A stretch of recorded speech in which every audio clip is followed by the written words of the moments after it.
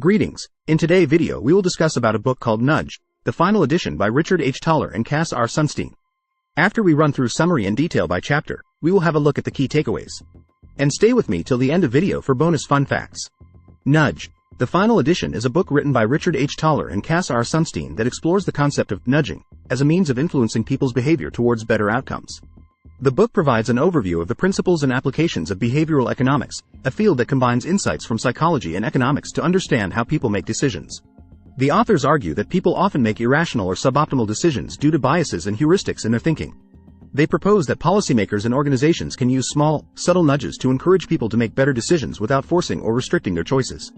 The book provides numerous examples of how nudges have been used in various contexts, such as encouraging people to save more for retirement, eat healthier foods, and conserve energy.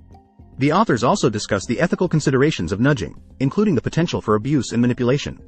In the final edition of the book, Thaler and Sunstein add new chapters that reflect on the impact of nudging since the book's original publication, as well as updates on research and applications of behavioral economics in policy and business.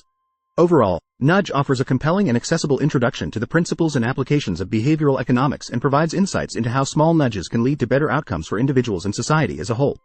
Here's a breakdown of each chapter of Nudge, the final edition, by Richard H. Thaler and Cass R. Sunstein. Chapter 1, Humans and Econs. This chapter discusses the difference between the rational econ, that traditional economics assumes people to be, and the real-world human, that is subject to biases and heuristics in their thinking. The authors argue that policies and organizations should account for these human tendencies and use nudges to help people make better decisions. Chapter 2, Freedom. The authors explore the concept of freedom in the context of nudges, discussing the ethical implications of nudging and how it relates to traditional notions of individual freedom and autonomy. Chapter 3, Libertarian Paternalism. This chapter introduces the concept of libertarian paternalism, which is the idea that policymakers and organizations can nudge people towards better decisions while still preserving their freedom of choice.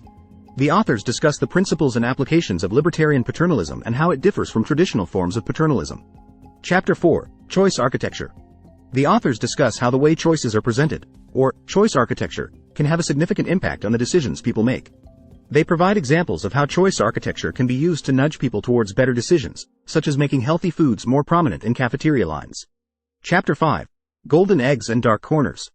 This chapter discusses how nudges can be used to address problems of irrational decision-making, such as undersaving for retirement or overconsumption of energy. The authors argue that nudges can help people make better decisions without restricting their choices or forcing them to do anything. Chapter 6, Mindlessly Choosing. The authors explore how people often make choices without fully considering the consequences, and how nudges can help people make more deliberate and informed decisions. They provide examples of how simple changes to the choice architecture can nudge people towards more mindful decision-making. Chapter 7, Should Patients Be Forced to Buy Lottery Tickets? This chapter discusses the use of incentives and nudges in healthcare, such as using financial incentives to encourage people to quit smoking or lose weight. The authors argue that nudges can be more effective and ethical than traditional forms of coercion or punishment. Chapter 8, Privatizing Social Security, Smoothing the Transition. The authors discuss how nudges can be used to address policy problems, such as transitioning to a privatized social security system. They provide examples of how nudges can be used to smooth the transition and prevent people from making suboptimal decisions. Chapter 9, Save More Tomorrow, Using Behavioral Economics to Increase Employee Saving. This chapter discusses the Save More Tomorrow program, which uses nudges to encourage employees to save more for retirement. The authors discuss the principles and applications of the program and how it has been successful in increasing employee savings rates. Chapter 10, Asymmetric Paternalism to Improve Health Behaviors.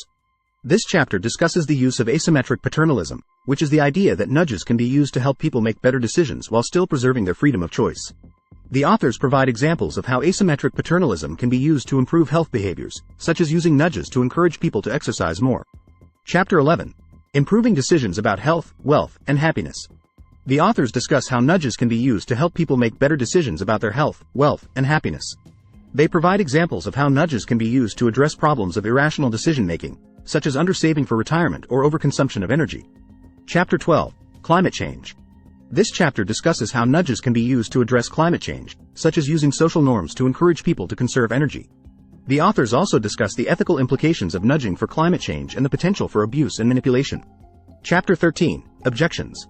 This chapter addresses common objections to the use of nudges, such as concerns about paternalism and the potential for abuse. The authors argue that nudges can be used ethically and effectively to help people make better decisions without restricting their freedom of choice. Chapter 14, Nudges in Practice. The authors provide numerous examples of how nudges have been used in various contexts, such as encouraging people to save more for retirement, eat healthier foods, and conserve energy. They discuss the principles and applications of nudges in practice and how they can be used to improve outcomes for individuals and society as a whole. Chapter 15. Ethical Considerations. This chapter discusses the ethical considerations of nudging, including the potential for abuse, manipulation, and unintended consequences. The authors argue that nudging should be used with caution and that policymakers and organizations should carefully consider the ethical implications of their nudges. Chapter 16. The Future of Nudging. The authors reflect on the impact of nudging since the book's original publication and provide updates on research and applications of behavioral economics in policy and business. They discuss the potential for nudging to continue to improve outcomes for individuals and society and suggest areas for future research and innovation. Overall, Nudge, the final edition, provides a comprehensive and accessible introduction to the principles and applications of behavioral economics and the concept of nudging.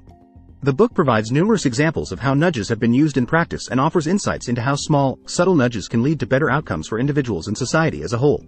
Here are some key takeaways from Nudge, the final edition. 1. Small changes can have a big impact. Nudges are small, subtle changes to the decision-making environment that can have a significant impact on behavior. By understanding the psychology behind decision-making, policymakers and organizations can use nudges to help people make better choices without restricting their freedom of choice. 2. The power of defaults. Default options can have a significant impact on behavior. By making the default option the desired outcome, such as enrolling people in retirement plans unless they opt out, policymakers can increase the likelihood that people will make the desired choice. 3. Humans are not always rational. People often make decisions that are not in their best interest, even when they have all the relevant information.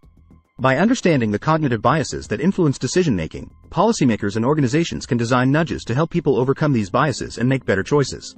4. Ethical considerations are important. Nudging can be used for good or for bad, and policymakers and organizations should carefully consider the ethical implications of their nudges. Nudging should be used with caution and in a transparent and accountable manner. 5. Nudging can help address societal problems. Nudges can be used to address a wide range of societal problems, such as increasing savings rates, improving health outcomes, and reducing energy consumption. By using nudges to encourage desirable behaviors, policymakers can help address some of the most pressing problems facing society. Overall, Nudge, the final edition, highlights the potential of nudging to improve outcomes for individuals and society and provides a framework for policymakers and organizations to use nudges in a responsible and effective manner. Bonus: here are some fun facts about the book and its authors. The concept of nudging has gained widespread popularity since the book's initial publication in 2008, and the term nudge has become a part of popular culture. Richard Thaler, one of the book's authors, was awarded the Nobel Prize in Economics in 2017 for his contributions to the field of behavioral economics, which includes his work on nudging. Thaler and Sunstein have been friends and colleagues for many years and have collaborated on numerous research projects and academic papers. The first edition of Nudge was initially met with some controversy, with some critics arguing that nudging was a form of paternalism that could be used to manipulate people. However, the book's authors have argued that nudging can be used in an ethical and responsible manner. In addition to Nudge, Thaler has written several other books on behavioral economics, including Misbehaving: The Making of Behavioral Economics, which provides a more detailed history of the field.